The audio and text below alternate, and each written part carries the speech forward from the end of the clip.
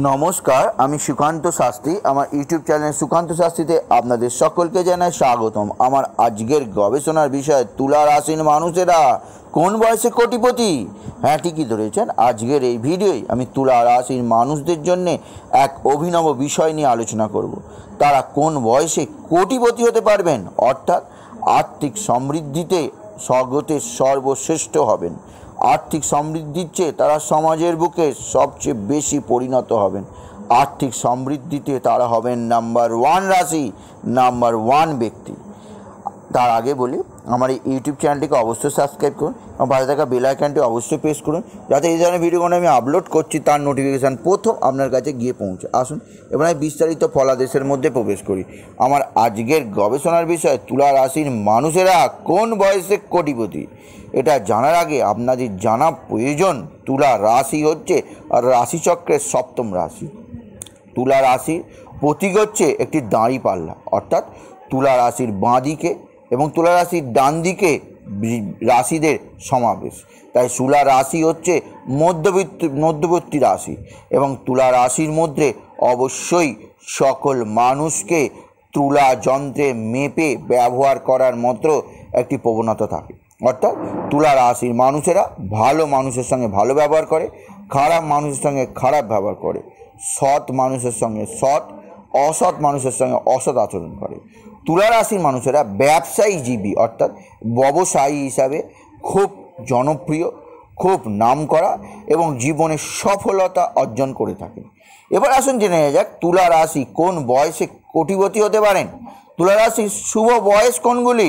না, তুলা রাশির শুভ বয়স হচ্ছে 6, 12, 18, 24, 30, 36, 42, 48, 54, 60, 66, 72, 78।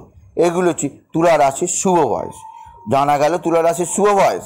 এবার মানুষের জীবনকালকে যদি আমরা 3টে ভাগে ভাগ করি, অর্থাৎ যৌবনকাল, শৈশবকাল এবং বার্ধক্যকাল। শৈশবকাল প্রথমে আসে, তারপরে আসে যৌবন এবং শেষে আসে বার্ধক্য। কোন কাল তুলা রাশিদের কাছে সবচেয়ে শুভ? তুলা রাশিদের শুভ কাল হচ্ছে যৌবনকাল। অবশ্যই তুলা রাশিদের কাছে অশুভ কাল হচ্ছে অবশ্যই শৈশবকাল এবং মধ্যম কাল হচ্ছে বার্ধক্যকাল। তাই তুলা রাশির জাতক জাতিকারা তাদের যাবতীয় শুভকর্ম, অর্থাৎ তাদের যাবতীয় বিষয় আসা, যাবতীয় কর্মকীর্তি করতে পারেন এই যৌবনকালে।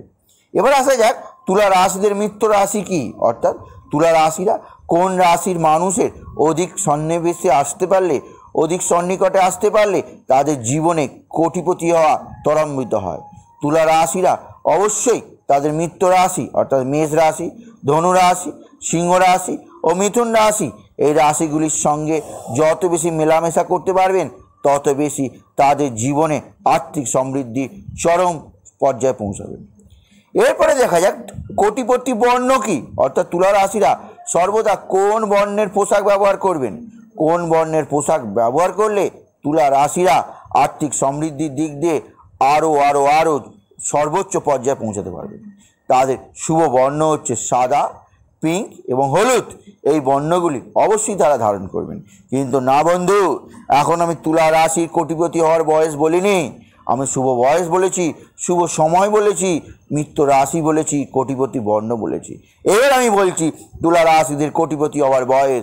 তুলা রাশির কোটিপতি হওয়ার বয়স দুটি, একটি 36 থেকে 42 বছর বয়স, অপরটি 60 থেকে 66 বছর বয়স।